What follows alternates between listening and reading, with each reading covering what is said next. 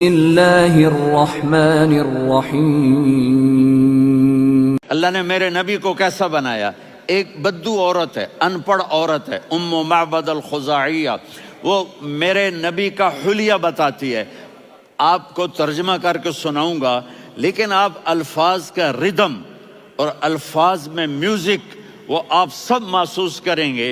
وہ بدو عورت کہتی ہے رأیت رجلا ظاہر الوضاء ابلج الوجه حاسن الخلق لم تعبه ثجلة ولم تزر به سعلة وصيم قصيم في عينيه دعج في أشفاره وطف في صوته سهل في لحيته كثافة في عنقه سطع وصيم قصيم أكحل أحور أزج أقرن إن تكلم علاه البهاء وإن سكت فعلاه الوقار وكأن منطقه خرزات نظم ينحدرن۔ اللہ، پتہ چلا کہ الفاظ کا ردم وہ کوئی بولو تو صحیح، کیا ردم ہے۔ اب ترجمہ سنو۔ وہ کہتی ہے اپنے خامند کو کہ ابو معبد، ایک شخص آیا تھا، مجھے یوں لگا جیسے 14ویں کا چاند کپڑے پہن کے زمین پہ اتر آیا ہو۔ سبحان اللہ، کیا انتہائی خوبصورت، انتہائی حسین و جمیل، پیٹ نکلوا نہیں کہ بدصورت ہو جائے۔ کہا اتنا خوبصورت تھا کہ سر سے پاؤں تک حسن اس کا غلام تھا، خوبصورتی اس کی باندھی تھی، اور میں جدھر سے دیکھتی تھی مجھے حسن ہی حسن نظر آتا تھا، اور جب میں اس کے چہرے پر دیکھتی تو میری آنکھ نہیں بھرتی تھی، میرا جی چاہتا تھا میں دیکھتی جاؤں دیکھتی جاؤں دیکھتی جاؤں، میرا دل نہیں بھرتا تھا۔ کون؟ وسیم۔ وسیم اسے کہتے ہیں جس کو دیکھنے سے دل نہ بھرے۔ قسیم، جدھر سے دیکھو حسن ہو اسے کہتے ہیں قسیم، کہ اس کی آنکھیں بڑی موٹی، احور، ادعج، اشکل، انجل، ابرج، اہدب، یہ سب میرے نبی کی آنکھوں کی تعریف ہے۔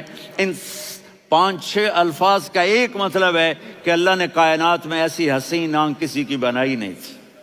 حسن و جمال آنکھوں میں، اور پلکیں بڑی لمبی، یہ عورتیں یہاں نکلی لگا لیتی ہیں نا لمبا لمبا کرنے کے لیے، تو میرے نبی کے قدرتی یہ بال لمبے تھے حسن کو بڑھانے کے لیے۔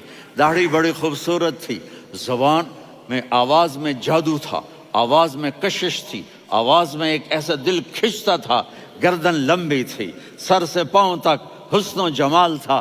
جب وہ بولتے تھے نور چھا جاتا تھا، جب وہ خاموش ہوتے تھے وقار چھا جاتا تھا۔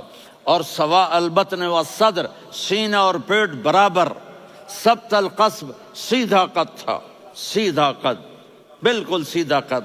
عریض المنکبین، چھاتی چوڑی تھی، طویل الزندین، بازو لمبے تھے، رحب الراحہ، یہ ہتھیلی بڑی چوڑی تھی، چوڑی ہتھیلی سخاوت کی نشانی ہوتی ہے۔ رحب مسیح القدمین، پاؤں اتنے نرم تھے لگتا تھا اس پر تیل لگا ہوا ہے، اور پانی اس سے یوں نیچے چلا جاتا تھا۔ اور یمشی تکفین، کندھے جھکا کے چلتے تھے۔ اللہ، یہاں 4 آدمی سلام کریں تو آدمی یوں ہو جاتا ہے، اور میرے نبی کو فرشتے سلام کر رہے ہیں اور آپ یوں چلتے تھے، ایسے ایسے چلتے تھے، تھوڑے سے کندھے جھکا کے چلتے تھے، ایسے آپ کبھی نہیں چلے۔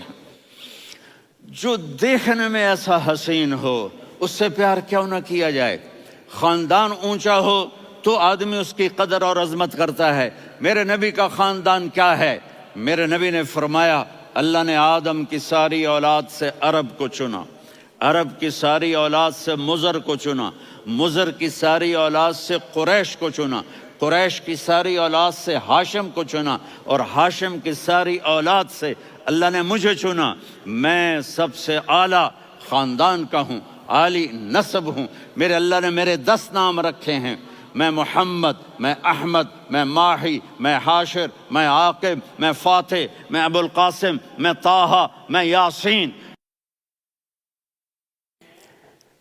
ان سے پوچھو، میں ایک مثال دیتا ہوں، محبت ہوتی ہے نا، چھوٹا بچہ گود کا، میرا چاند، میرا دلارا، یہ اس کا بچہ ہے بٹن جتنا، یہ نبیل کا اتنا سا ہے، تو اس کو کبھی یوں اٹھاتا ہے، کبھی یوں اٹھاتا ہے، کبھی یوں اٹھاتا ہے، کبھی یوں اس کو لوریاں دیتا ہے، میرا چاند، میرا کالا ٹٹ، میرا چاند، میرا چاند، میرا چاند۔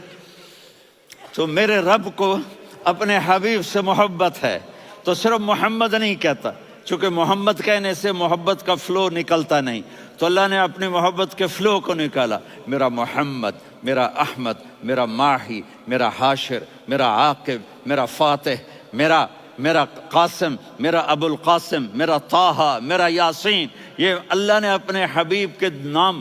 اور پھر قرآن میں جاؤ، شاہد، مبشر، نذیر، داعی الی اللہ، سراج منیر، رؤوف، رحیم، عزیز، حریص، مزمل، مدثر، یہ اللہ نے پورے قرآن میں سارے نبیوں کا نام لیا، یا عیسیٰ، یا موسیٰ، یا یحییٰ، یا ابراہیم، یا نوح، نام لے کر پکارا، لیکن اپنے حبیب کو ایک دفعہ بھی یا محمد نہیں کہا، بلکہ لقب سے پکارا، یا ایھا النبی، یا ایھا الرسول، یا ایھا المزمل، یا ایھا المدثر۔